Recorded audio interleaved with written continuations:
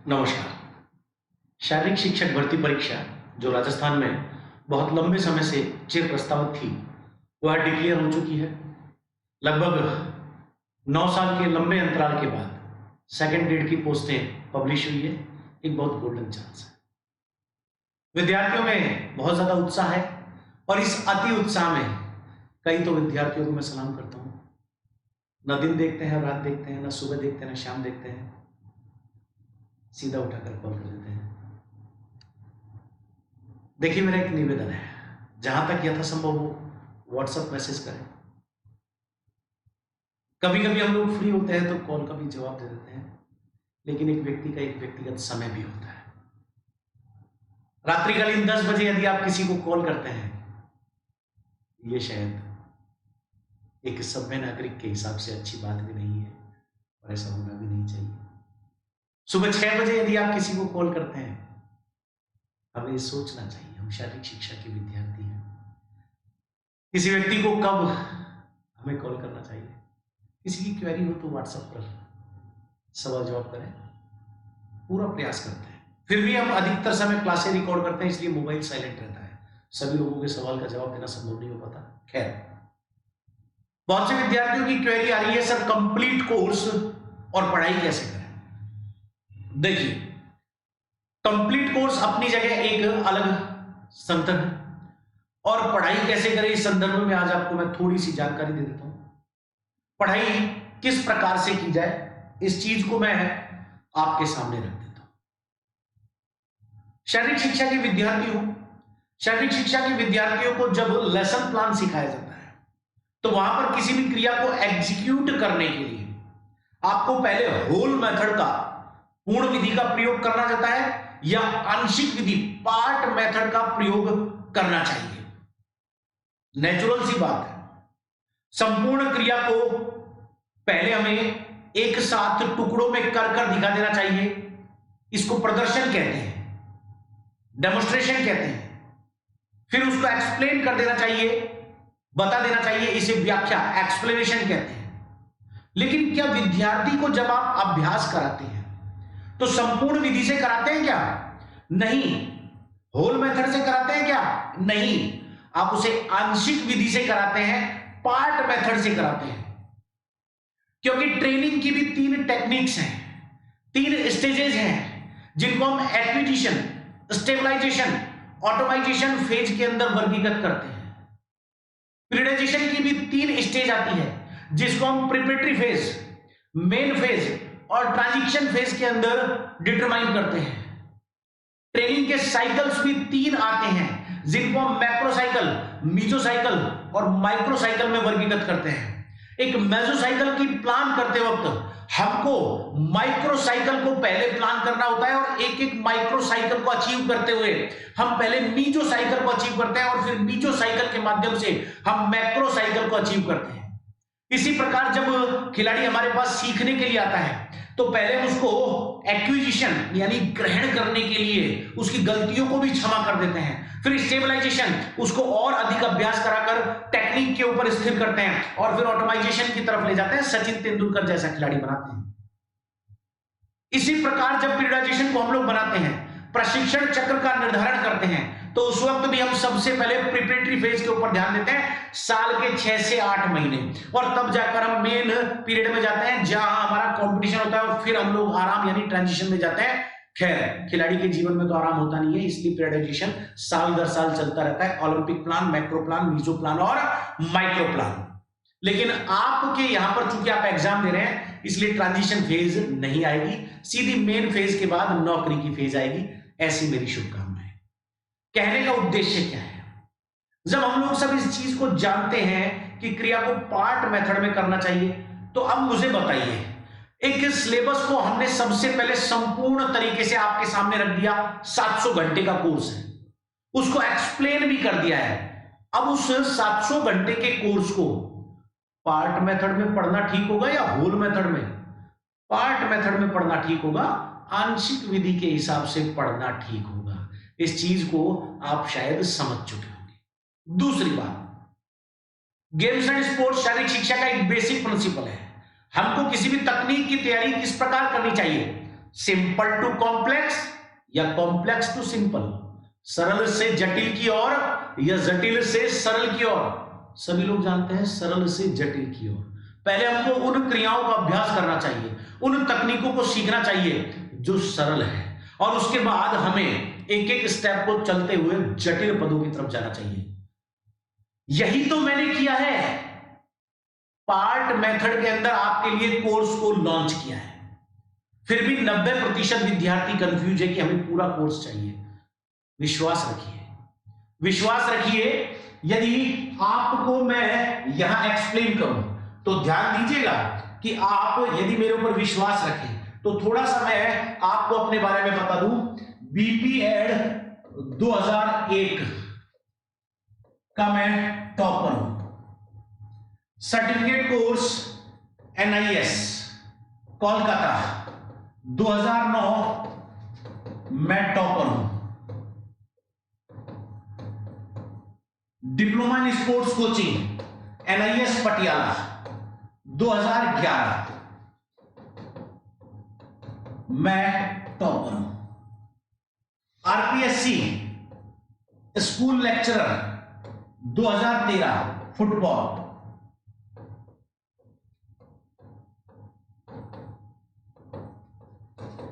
मैंने exam top किया।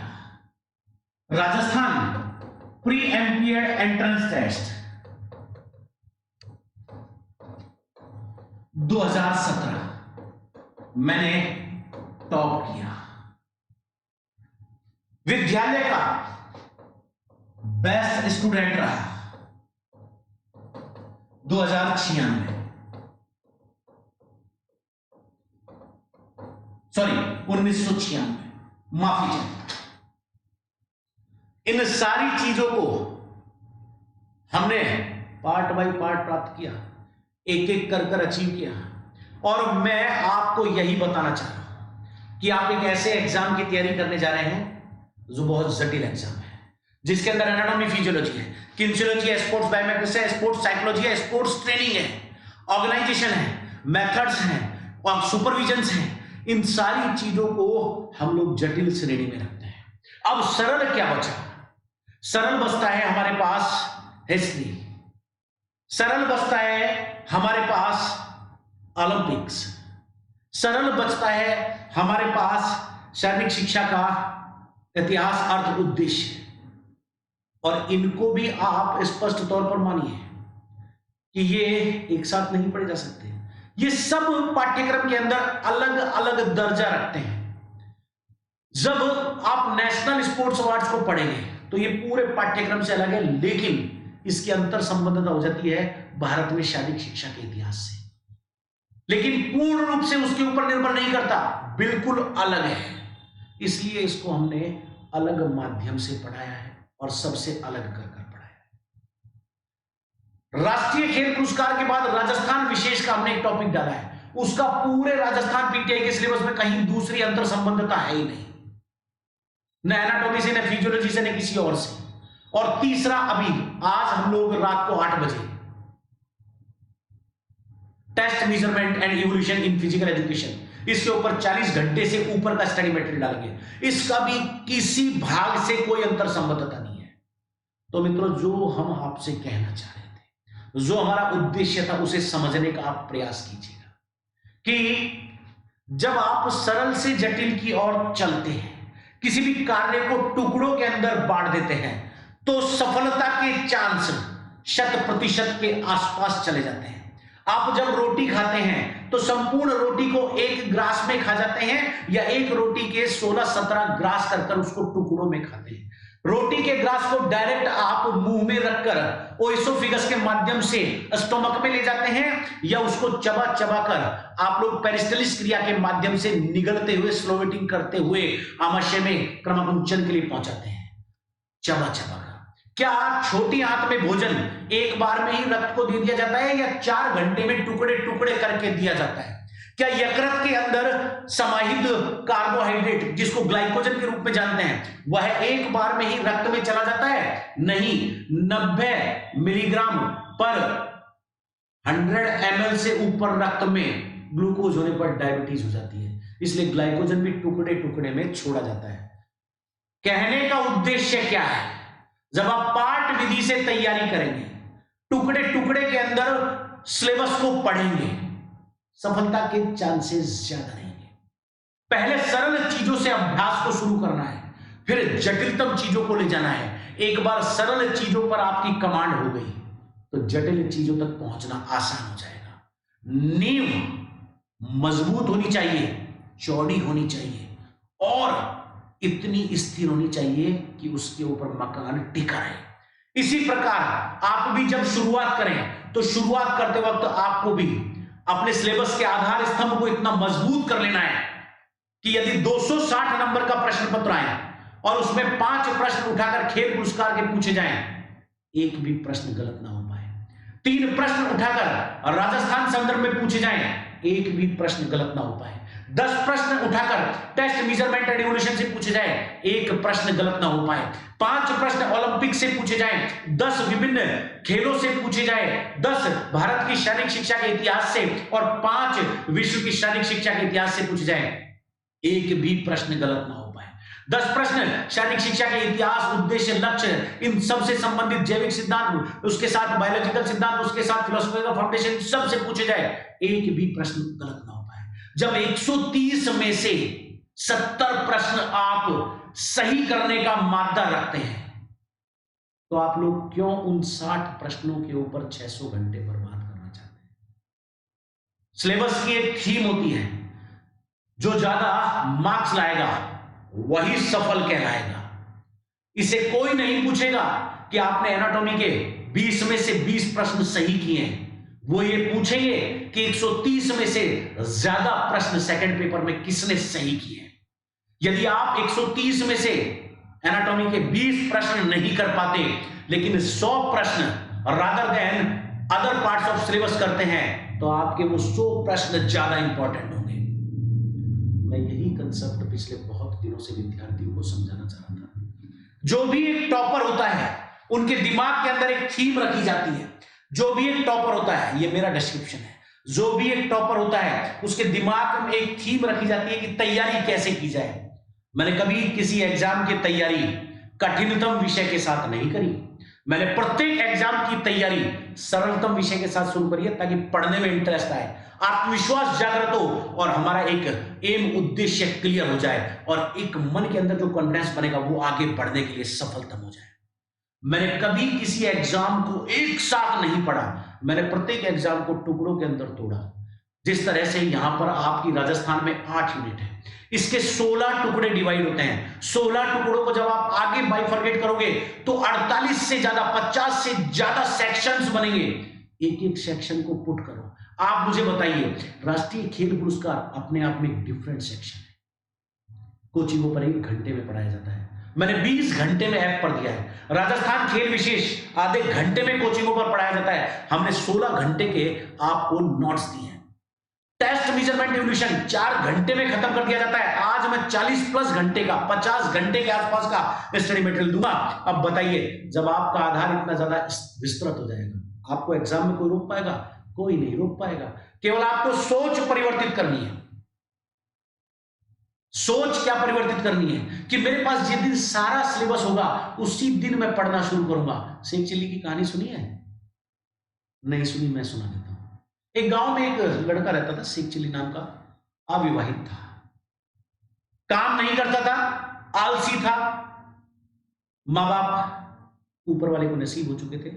इसी दशा को देखते हुए आसपास के लोग उसको 2 वक्त के खाने की रोटी दे दिया करते। जब किसी व्यक्ति को पड़े पड़े खाने के लिए मिल जाता है तो वो क्यों काम करेगा? शेख चिल्ली को 2 वक्त का भोजन मिल जाता था, आराम से जी रहा था, संघर्ष करना उसके बस में था नहीं। धीरे धीरे क्या होता है कि उसको रोटी के साथ कुछ गांव वालों ने कहा कि यार तू रोटी लेता है हमसे, तू आटा लेके खुद बनाया कर। क्योंकि कई बार क्या होता था कि शेख चिल्ली सुबह 11 बजे तक सोता रहता था, उठता 1 बजे किसी के घर जाता तो रोटी खत्म हो जाती, तो लोगों ने उसको आटा देना शुरू कर दिया। शेख चिल्ली ने धीरे धीरे रोटी बनाना सीखा। अब कोई इतना आटा देता, कोई इतना देता, कोई इतना देता। धीरे धीरे क्या हुआ, शेख चिल्ली के पास वो आटा बचने लग गया। शेख चिल्ली के पास जब वो आटा बचने लग गया तो उसने उसको एक मटके में डालना शुरू कर दिया। इसी प्रकार से कुछ लोग उसको सत्तू दे देते थे, वो सत्तू को भी पी लेता और बचे हुए को मटके में डालना शुरू कर देता। धीरे धीरे क्या हुआ कि शेख चिल्ली के पास वो मटका भर गया। एक दिन शेख चिल्ली के मन में एक ख्याल आता है कि यार ये मटका भर गया, यदि मैं इस मटके को बेच दूं तो मेरे पास एक बकरी खरीदने लायक पैसे आ जाएंगे। शेख चिल्ली के मन में एक ख्याल आया, तो शेख चिल्ली इस ख्याल को सोचते सोचते सो गया। सोचते सोचते शेख चिल्ली के मन में एक सपना चलने लगा और शेख चिल्ली ने सोचा कि मैंने उस मटके को बेच दिया और बेचकर मैं एक बकरी खरीद लाया। उस बकरी को खरीदकर उसने उसका दूध बेचना शुरू किया तो 2 बकरी हो गई, 2 से 20 बकरी हो गई और एक दिन 100 बकरी हो गई। शेख चिल्ली गांव का सबसे धनी आदमी बन गया। शेख चिल्ली की शादी के लिए दूर दूर से रिश्ते आने लग गए। शादी हो जाती है और शेख चिल्ली की एक पत्नी आ जाती है, बहुत सुंदर पत्नी होती है, लेकिन शेख चिल्ली को घमंड आ जाता है क्योंकि वो अमीर बना होता है, नया नया अमीर। तो शेख चिल्ली एक दिन अपनी पत्नी से कहता है कि खाना बना लो। तो शेख चिल्ली की पत्नी खाना बनाकर लाती है तो खाने के अंदर नमक डालना भूल जाती है। तो शेख चिल्ली को गुस्सा आता है, वो अपनी पत्नी के खींच कर लात मारता है कि शर्म नहीं आती तेरे को, गांव का सबसे अमीर आदमी हूं और तू खाने में नमक डालती।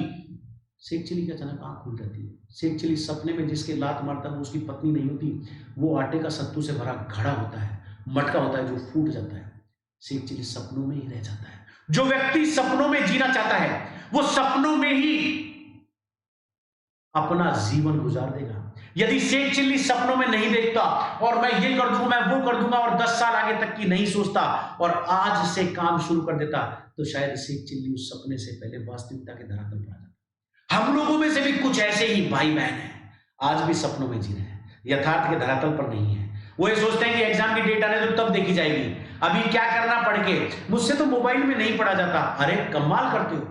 कोचिंग के ऊपर जब आप ऑफलाइन में जाते हो, यदि किसी दिन क्लास मिस हो गई, क्या वो क्लास दोबारा रिपीट होगी? नहीं होगी। लेकिन ऐप के ऊपर वही चीज आपको 30 डेज, 60 डेज, 180 डेज, 1 ईयर तक बरकरार रहेगी। एक शिक्षक का जिस तरह से मैं अपना एक फंडा आपको बताता हूं, ऑफलाइन क्लासेस के ऊपर हमारे ऊपर प्रेशर होता है क्योंकि बहुत से बच्चे होते हैं, उनको निर्धारित समय से पहले कोर्स भी कराना होता है, उनको रिवीजन भी करना होता है, तो इतना समय नहीं दे पाते। लेकिन जब रिकॉर्डेड क्लासेस होती हैं तो वहां पर संपूर्ण फोकस इस चीज पर होता है कि बच्चा रात को आराम से कान में ईयरफोन पढ़ाकर जब नोट्स प्रिपेयर करे तो उसके दिमाग में एक एक चीज क्लियर हो जानी चाहिए। मेरा स्वयं का ये माना हुआ फंडा है। रिकॉर्डेड क्लासेस में मैं ऑफलाइन से 10 गुना ज्यादा बेटर देता हूं। खैर ऑफलाइन तो ऑफलाइन है, बच्चा फिर भी ऑफलाइन आ जाता है। लेकिन मैं आपको ये कहना चाहता हूं कि सरल से जटिल की तैयारी करो, पार्ट मेथड में पढ़ो। सिलेबस के अंदर जो सरल चीजें हैं उनको प्रतियोगिता या परीक्षा शुरू होने से पहले ही क्लियर कर दो, फाड़ कर रख दो, उसको बिल्कुल घोट कर पी जाओ, ताकि एग्जाम के दिनों में केवल जटिल चीजों पर आपका फोकस रहे। जब आपको स्पोर्ट्स ट्रेनिंग में मैं लोड इंटेंसिटी पढ़ाऊंगा, जब स्पोर्ट्स ट्रेनिंग के साथ मैं आपको ट्रेनिंग कॉम्प्लिकेशंस पढ़ाऊंगा, वहां पर आपको बताया जाएगा कि प्रतियोगिता से पहले 2 प्रतियोगिताओं के मध्य में जो इंटरमीडिएट पीरियड होता है उसके अंदर सदैव जटिल तैयारी कराई जाती है, लोड कम रखा जाता है, इंटेंसिटी बहुत हायर रखी जाती है, एक्सरसाइज जटिल से जटिल स्तर की रखी जाती है, कॉम्प्लेक्सिटी बढ़ा दी जाती है, क्योंकि सदैव प्रतियोगिता से पहले प्रतियोगिता जैसा ही अभ्यास कराया जाता है, न कि काल्पनिक अभ्यास। इसलिए सदैव विद्यार्थियों को यह ध्यान रखना चाहिए, एग्जाम से पहले के दिनों में आप सरल चीजों को कंटेस्ट कर लो, एग्जाम के पास के दिन जटिलतम चीजों के लिए छोड़ो। लेकिन इसका मतलब यह भी नहीं है कि आप जटिल चीजों को पढ़ना छोड़ दें। जब एक बार आपकी सरल चीजें क्लियर हो जाएं और जब जटिल चीजों को आप पढ़ना शुरू करें तो एक फंडा आता है टाइम मैनेजमेंट। उस टाइम मैनेजमेंट में परीक्षा से पहले के दिनों में प्रतिदिन के 10 घंटे आप सरल चीजों पर दो, लेकिन जब सरल चीजें एक बार क्लियर हो जाए तो उनका रेशो घटाते जाओ। एग्जाम के पास आने पर 10 घंटे जटिल चीजों पर देने हैं और 1 घंटा केवल सरल चीजों पर देना है, क्योंकि उसको तो आप बहुत पहले ही क्लियर कर चुके हो। तो मित्रों, ये शारीरिक शिक्षा से संबंधित कुछ बेसिक चीजें हैं जिनको आप समझने का प्रयास करें। एग्जाम की तैयारी किस प्रकार से की जाती है मैंने अपना डिस्क्रिप्शन भी आपके सामने रखा। ये कोई अपने मुंह मियां मिट्टू बनने वाली बात नहीं है, लेकिन ये मेरे पर्सनल अचीवमेंट्स हैं। ये मेरे पर्सनल अचीवमेंट्स हैं जो गुरुओं के आशीर्वाद से मिले और उन्होंने बताया कि किस तरह से जीवन में सफलता अर्जित की जाती है। प्रत्येक व्यक्ति के दिन में 24 घंटे होते हैं। जो एग्जाम को टॉप करेगा उसके दिन में भी 24 घंटा होगा, जो फेल होगा उसके दिन में भी 24 घंटा होगा। अब निर्भर आपके ऊपर करता है कि इस 24 घंटे को आप किस प्रकार से अपने लिए जीते हैं। सुबह 4 बजे उठते हैं, 3 बजे उठते हैं, या सुबह 11 बजे तक सोए रहते हैं। उठ जाग मुसाफिर भोर भई, अब रैन कहा जो सोवत है, जो सोवत है सो खोवत है, जो जागत है सो पावत है। जय हिंद, जय भारत, नमस्कार।